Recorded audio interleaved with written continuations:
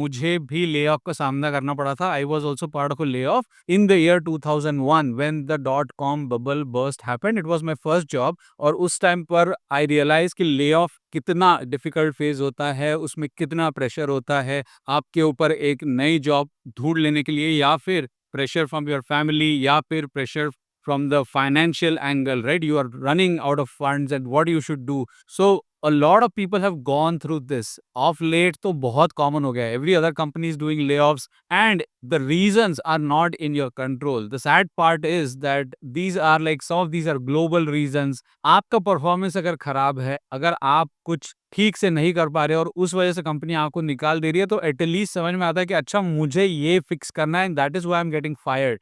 But अगर आपकी कोई प्रॉब्लम ही नहीं है, अगर आपकी कुछ गलती ही नहीं है और तो भी आपका ले ऑफ हो रहा है, तो फिर आप क्या करोगे ऐसी सिचुएशन में? What you should do. So मैं इस ले ऑफ सिचुएशन को एक्चुअली कनेक्ट करना चाहता हूँ आपके एक्शन से और आपके कंफर्ट जोन से. सो मैंने बहुत सारे लोगों से बात किया, उसमें से कुछ लोग ऐसे भी हैं जो बिल्कुल कंफर्ट जोन में नहीं रहते, they are always taking actions. और ऐसे लोग जब ले ऑफ की सिचुएशन में फंसते हैं तो उनको बहुत ज़्यादा मुश्किल नहीं होती, उनको भी डिफिकल्टी होती है पर बहुत ज़्यादा नहीं होती.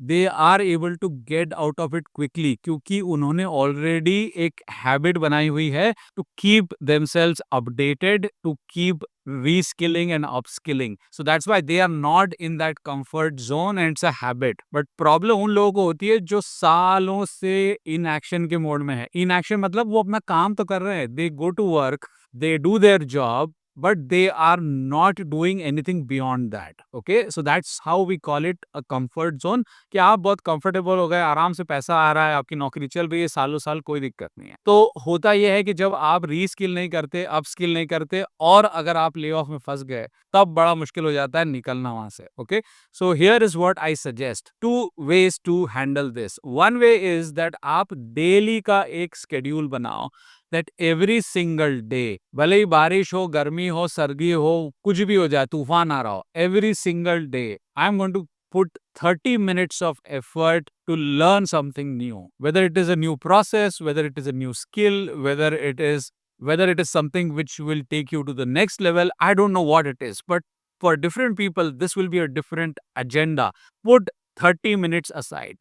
30 मिनट हर दिन अलग से निकाल के रखिए, और वो टाइम यूजुअली या तो होना चाहिए बहुत सुबह, early in the morning when rest of the people are sleeping in your family, या फिर रात को when everybody has already slept, मतलब डिस्टर्बेंस बहुत कम होगा. सो अगर आपने एक 30 मिनट्स एवरी डे पढ़ाई करने की या रीस्किल या अपस्किल करने की हैबिट बनाई, तो over a period of time these 30 minutes will become a lot of time. And if you invest it with a lot of focus, अगर आप बहुत फोकस के साथ ये टाइम इन्वेस्ट करते हैं, तो आप कंफर्ट जोन से डेफिनेटली बाहर निकल सकते हैं और आपका कॉन्फिडेंस एक अलग लेवल पे आ जाएगा. So that's one way to do it. But कुछ लोग बोलते हैं कि रोज नहीं हो पाता, we are not able to do it consistently, कुछ ना कुछ हो जाता है and we have to give it up. उन लोगों के लिए मैं बता रहा हूँ another plan number 2. What you have to do is take some 2 days off. So in 3 to 4 months, take 2 days of leave. Okay, अब ऑफिस में आप कुछ भी कारण बताइए, पर 2 दिन की आप छुट्टी लीजिए, और यूजुअली टेक दैट